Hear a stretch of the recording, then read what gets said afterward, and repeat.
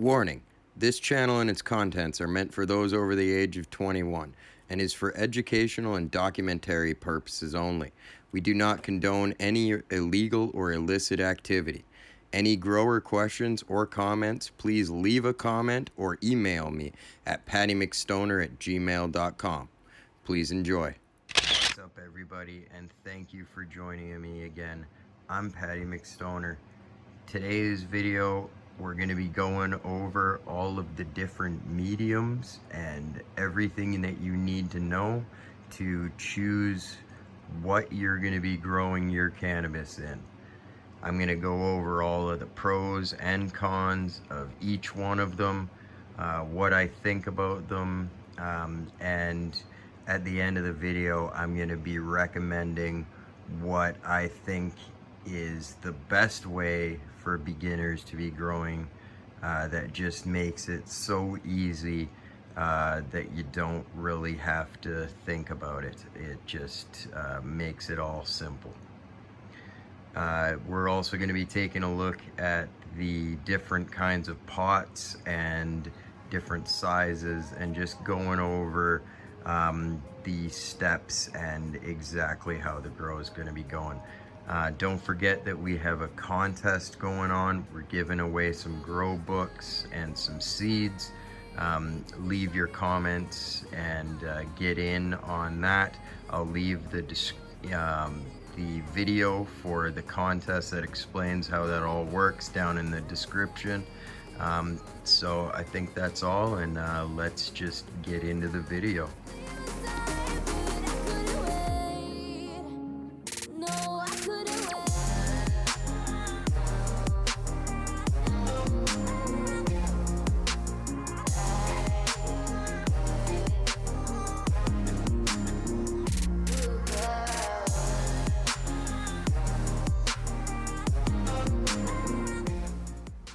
So I get asked this question a lot, as far as what is the best media to be growing cannabis in.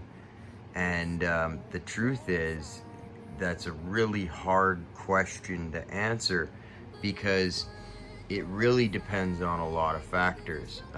The best thing that you can do is understand what the pros and cons of each one of the medias are, and what different situations you might want to use the different media in, but there is no one size fits all. Before we get into the medias itself, I did want to quickly just touch on the fact that there are other ways of growing that I'm probably not going to be touching on ever in this channel. You can grow using aeroponics or hydroponics, both of which, though, I would not recommend to a beginner at all. They speed up the process, so they shave off several days off of a grow, and you can get way faster results out of hydro and even faster out of aero. But that comes with a cost, and it also requires a certain amount of talent. If you are having problems in soil, those problems are only going to be exacerbated if you try to grow in hydroponics or aeroponics, because everything's just sped up. So you don't have any time to react to any problems, and once you have problems, you probably might as well start again, because it's hard to save them if there is any problems when you're growing that way. And if you are growing that way, you probably don't need to be told how to grow at all. You have your system and you know how to use it. You don't just fall into using hydroponics. You can go out and buy a bunch of equipment right off the bat, but I would not recommend it at all. So next is the medias. What you have basically, and you can grow in many different things, but the three main ones that are used are going to be your Promix, or sunshine mix is sometimes what it's called, your Coco, and soil. Now, a lot of people are going to tell you that there's one of these that are better than the other, or that they've had nothing but problems with a certain brand of whatever it is. I'm just going to tell you that these are all the same. You just need to know the different properties of each one of them. Before we get into that though, we should talk about the different kinds of pots. You're gonna do the exact same potting schedule and transplanting schedule, I should call it, that we've been talking about since the beginning. You're gonna go from the small pots into the bigger pots. I have some really small pots. They're even smaller than a solo cup. And then you just work your way into a 1 gallon pot. I mainly use plastic. The pros would just be that they are cheap and readily available. And the best part about them, and the main reason that I use them, is that they are reusable. You don't have to go out and buy pots ever again. And they're just good to have around in case you can't afford to buy the fabric pots. The fabric pots, of course, are great. They prune the roots as they grow into them, and the roots die off is what that means. So as the roots hit the walls of the pot, then the roots die and retract back into themselves, and you start getting root branching, which is, we all know, the more roots, more fruits, so that's always a good thing. They just help the roots breathe better than in the plastic pots. The water does sit in the plastic pots, and they are a lot easier to not overwater in these fabric pots, I've found. But they are a little bit more expensive. I don't recommend reusing them. You never know how close you were to having a bug problem or a mold problem, and they are cheap enough that you should just throw them out and get new ones if you're so inclined. But I'm perfectly good using plastic pots, so mostly that's what I use. But that leads into the watering. So the whole point behind the transplanting schedule is to make overwatering almost impossible. Okay, and when you're transplanting this way, as far as the watering relates to the different medias, the Promix, the Coco, and the soil, they do accept water differently. They do last different amounts of time. Not drastically different. I've found they all pretty much behave the same. And you can always tweak them a bit by mixing any one of these medias with each other to get the properties of both sometimes. But if you're growing and following the way that I'm doing it, it's not going to change anything, the media that you choose. We're gonna water the pot until the pot is saturated in water and running off, and then we're gonna leave the pot until we can pick it up and it feels empty.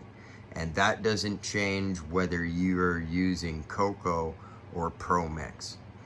Now, I've heard a lot of times from a lot of different people that you can water Coco daily. Now, I have found that Coco is a lot more forgiving and that it doesn't hold on to the water as much, but I do not find that you can water it daily. Even doing the transplanting method that I am with the small pots, I have never found that I was watering it every day. So be careful with that. Don't listen to everything that you hear, and just stick to what we know. The watering the pot until it feels light and watering it again. It works every single time, and it's just simple, easy. You know that it's time to water and you don't have to worry about it. And that's great for beginners, is just simple and easy. So let's get into the different properties and take a look at what the different medias look like. So the first one we're going to look at here, guys, is the Coco coir. And what this is it's actually just ground up coconut husk. And they just wash it down, and it makes a great growing medium. It holds on to water very well. It drains water well. One thing that you need to know if you're going to grow using this is that you're going to need extra magnesium. The cocoa itself actually hangs on to magnesium extremely well, and so it makes it harder for the plant to absorb it. So you just need to add more to it. Depending on where you get your cocoa as well, and what type you get, you can get the type that comes in compressed blocks that you moisten up and then break apart. And there's that kind, and then there's the loose fill. And depending on where the cocoa is sourced from, it may or may not have a high salt content to the cocoa. So it might be a good idea to just rinse it down before you're going to use it, and just make sure that you're not going to have salt problems from wherever they sourced the cocoa from. It's a great medium. I have found that it is quite forgiving if you are gonna overwater.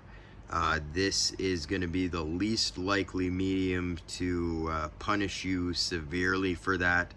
I haven't found that you can water daily with it, but it is a lot more forgiving, and I did find it nearly impossible to give it so much water that it shocked the plant, and I found that to be a great attribute to it.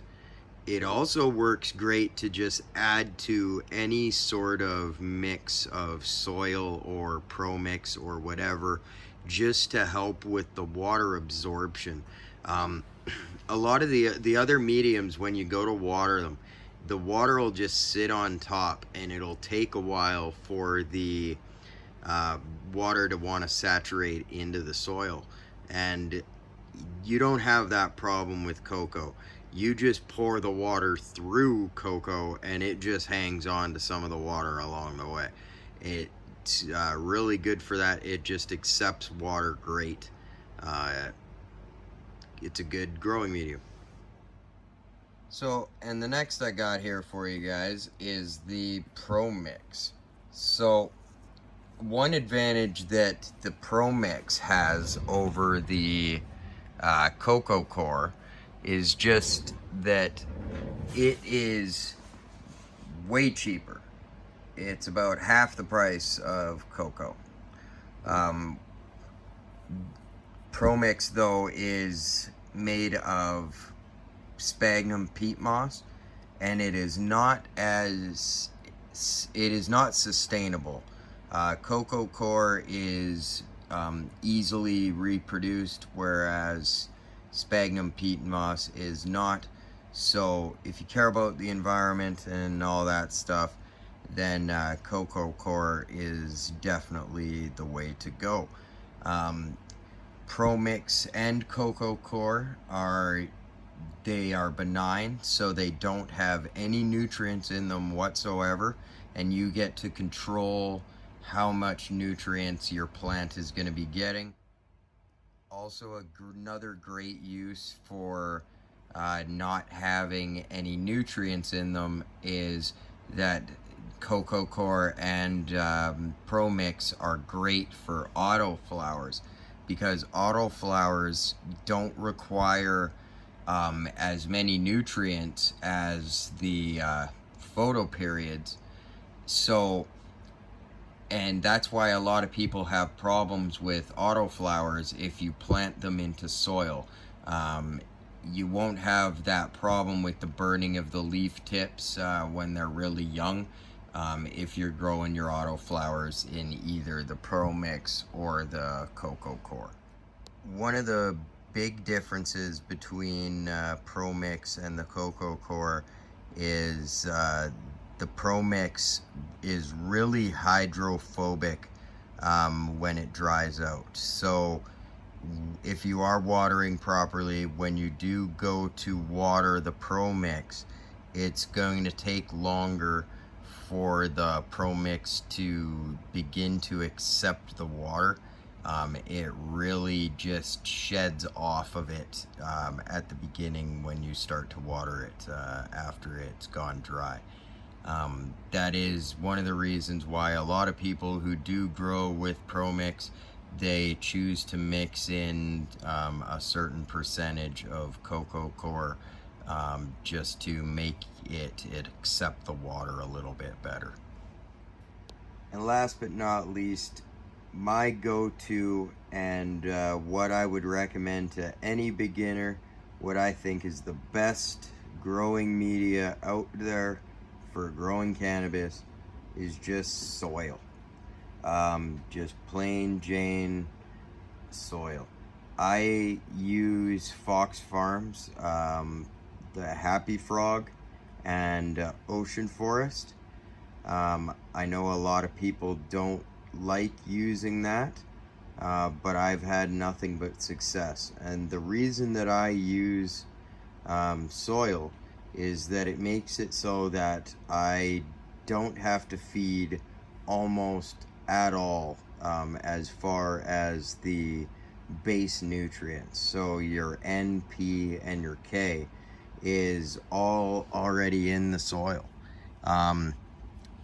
A lot of people I've seen on the internet, they plant the seed into the soil and then they have problems.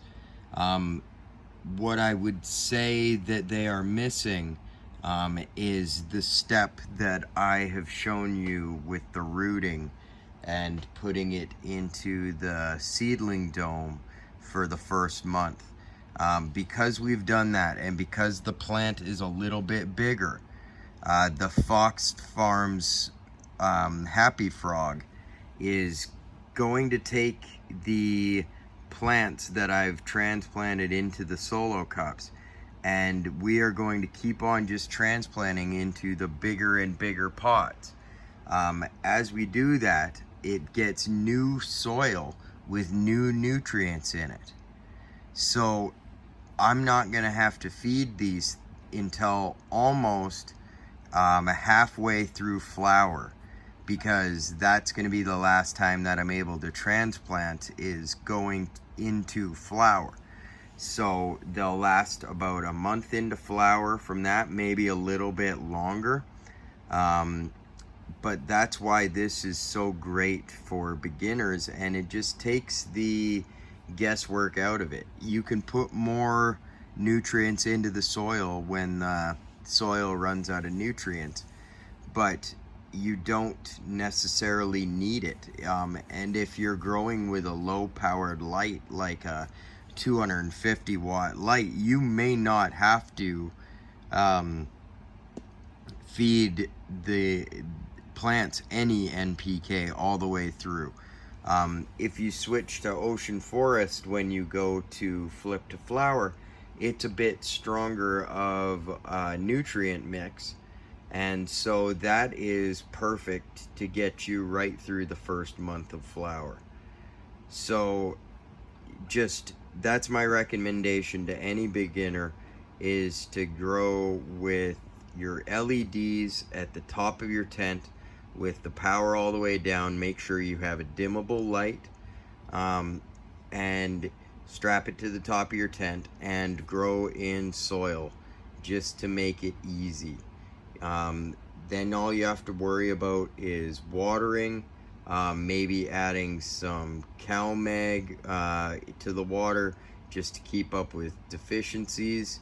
And if you're watering properly, watering till runoff and leaving it until the pot is empty and light, then your plants are gonna just grow and grow and grow.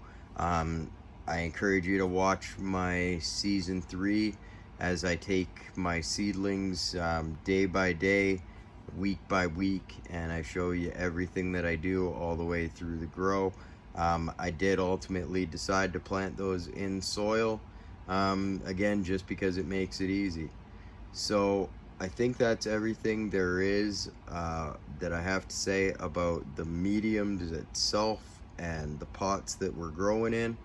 I hope you found that informative. I hope you liked the video. If you did, please guys, smash that like button. I appreciate all of my subscribers. I can't believe how quickly the channel is growing. Stay tuned. I have a lot more videos just like this coming. And make sure you're leaving your comments down in the comment section to get your name in to the draw for the grow books. And remember, there is no limit on how many times you can enter that, so just keep on spamming the comments, and it really helps with the YouTube algorithm and gets my channel out there more and more. If you could share these videos with anybody or this information with anybody, that'd be great. Have a good one. Catch you on the next one.